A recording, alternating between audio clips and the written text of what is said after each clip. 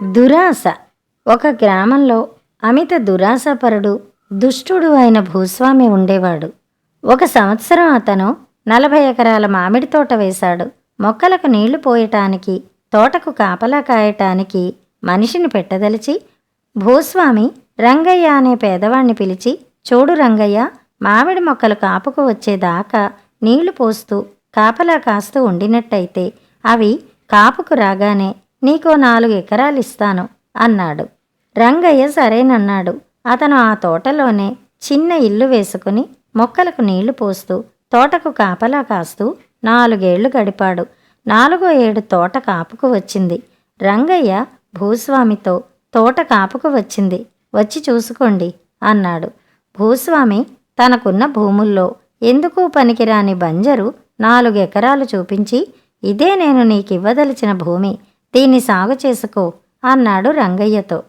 రంగయ్య భూస్వామితో, 4 ఎకరాల మామిడి తోట ఇస్తానని ఇలా మోసం చెయ్యటం ధర్మం కాదు, అన్న మాట ప్రకారం మామిడి తోట ఇప్పించండి అన్నాడు. భూస్వామి రంగయ్యతో, నేను నీకు 4 ఎకరాలు ఇస్తానన్నాను గాని 4 ఎకరాల మామిడి తోట ఇస్తాననలేదు. అదీ కాక తోట అంతా కాపుకు రాలేదు, కావలిస్తే చూడు అంటూ పూత పిందే లేని 2 గొడ్డుమోతి చెట్లను చూపించాడు. చేసేదేమీ లేక రంగయ్య భూస్వామి చేసిన మోసానికి విచారిస్తూ ఇంటికి వెళ్ళాడు. జరిగినదంతా విని రంగయ్య కొడుకు మండిపడ్డాడు. అతను భూస్వామికి తగిన గుణపాఠం నేర్పాలని నిశ్చయించుకున్నాడు. కొద్ది రోజులు గడవనిచ్చి ఆ కుర్రవాడు తానొక సన్యాసి వేషం వేసుకుని తన స్నేహితులిద్దరికీ శిష్యుల వేషాలు వేసి తాను వెళ్ళి ఊరు బయట మర్రి చెట్టు కింద కూర్చుని తన స్నేహితులనిద్దరినీ ఊళ్ళోకి పంపాడు.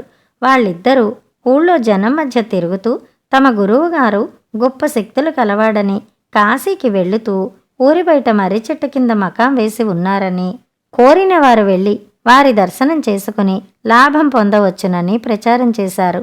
ఈ ప్రచారం విని చాలామంది గ్రామస్తులు పాలు పళ్ళు పట్టుకుని ఆ సన్యాసి వద్దకు వెళ్లారు. వారంతా తానెరిగిన వారే కావటం చేత రంగయ్య కొడుకు తాను దివ్యదృష్టితో తెలుసుకున్న వాడిలాగా నటిస్తూ వారి కష్టసుఖాలన్నీ మాట్లాడాడు. ఇందువల్ల సన్యాసి మీద అందరికీ అంతులేని గురి కుదిరింది. ఆ రోజు సాయంత్రం శిష్యులు మళ్ళీ గ్రామంలోకి వెళ్ళి తమ గురువుగారు భూమిలో ఉండే నిధి నిక్షేపాల జాడలు చెప్పగలరని ప్రచారం చేశారు. ఈ ప్రచారం భూస్వామి చెవుల పడింది. భూస్వామి ఆ రాత్రి బాగా చీకటి పడినాక పాలు పళ్ళు ఇతర కానుకలు తీసుకుని ఎవరూ లేని సమయంగా చూసి మర్రి చెట్టు వద్దకు వెళ్ళి సన్యాసి దర్శనం చేసుకుని అతని కాళ్లపైన పడి, నాకు నిధులున్న చోటు ఒక్కటైనా చూపించండి, వాటిని పూర్తిగా పుణ్యకార్యాలకే వెచ్చిస్తాను అని వేడుకున్నాడు. భూస్వామి చేత మళ్ళీ మళ్ళీ అడిగించుకుని సన్యాసి బలవంతాన ఒప్పుకుంటున్నట్టు నటించి భూస్వామిని వెంట పెట్టుకుని పొలాల మీదికి బయలుదేరాడు. వాళ్ళు రంగయ్యకు భూస్వామి ఇచ్చిన బంజరు భూమిని చేరగానే సన్యాసి ఒకచోట పెద్ద గిరిగీసి అక్కడ నిలువులోతు తవ్వితే అంతులేని బంగారం దొరుకుతుందని అతడికి చెప్పాడు. ఆ సన్యాసి భూస్వామితో, నేను తెల్లవారుతూనే కాశీకి వెళ్ళిపోతున్నాను, మళ్ళీ ఇటుగా వచ్చేలోపుగా ఈ నిధితో ఒక శివాలయం కట్టించాలి అని చెప్పి భూస్వామిని పంపేసి తన శిష్యులతో సహా అప్పుడే వెళ్ళిపోయాడు. భూస్వామి తెల్లవారగానే రంగయ్యను పిలిపించి, రంగయ్య, నేను నీకిచ్చిన బంజరు 4 ఎకరాలు నాకే తిరిగి ఇచ్చేయి. నువ్వు పెద్దవాడివి, ఆ బంజరు సాగు చేయలేవు. నువ్వు అడిగినట్టు నీకు 4 ఎకరాలు మామిడి తోట ఇస్తాను, తీసుకో అన్నాడు. రంగయ్య తల అడ్డంగా తిప్పి, వద్దులేండి, నాకు ఆ బంజరే ఉండనియండి. మీరు 40 ఎకరాల మామిడి తోట ఇచ్చినా నాకు వద్దు, దాన్ని మీరే ఉంచుకోండి అన్నాడు. భూస్వామి మదనపడిపోతూ రంగయ్యతో బేరానికి దిగి 10 ఎకరాల మామిడి తోట ఇస్తానన్నాడు. తర్వాత దాన్ని 20 ఎకరాలు చేశాడు. చివరకు రంగయ్య ఆ బంజరు పొలం వదులుకుంటే 40 ఎకరాల మామిడి తోట ఇచ్చేస్తానన్నాడు. అప్పుడు రంగయ్య దిగివచ్చి మామిడి తోటంతా తన పేర రాయించుకుని ఇంటికి వెళ్ళిపోయాడు. భూస్వామి బంగారం గురించి కళ్ళు కంటూ సన్యాసి గిరిగీసిన చోట తవ్వించనారంభించాడు. ఎంత లోతు తవ్వినా అక్కడ బంగారం ఏమీ దొరకలేదు భూస్వామికి. కథ సమాప్తం. ఉపదేశార్హత.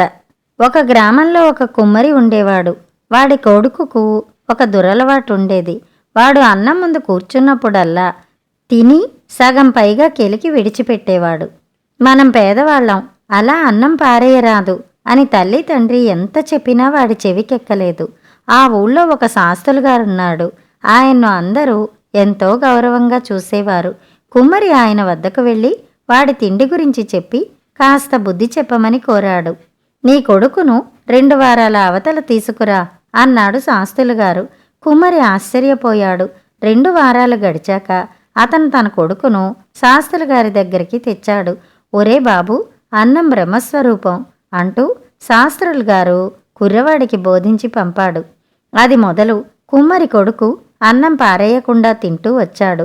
కుమ్మరి శాస్త్రులు గారి దగ్గరికి వెళ్ళి తన కృతజ్ఞత చెప్పుకుని, సామి, నా కొడుకు బుద్ధి చెప్పడానికి 2 వారాలు గడువెందుకు అడిగారు అన్నాడు. నాయనా, నీ కొడుక్కున్న దుర్గుణమే నాకు ఉండేది. నేనది మానటానికి 2 వారాలు గడువు అడిగాను. నేను చేసే తప్పు నీ కొడుకుని చెయ్యవద్దని ఎలా చెప్పను అన్నాడు శాస్త్రులు గారు. కథ సమాప్తం.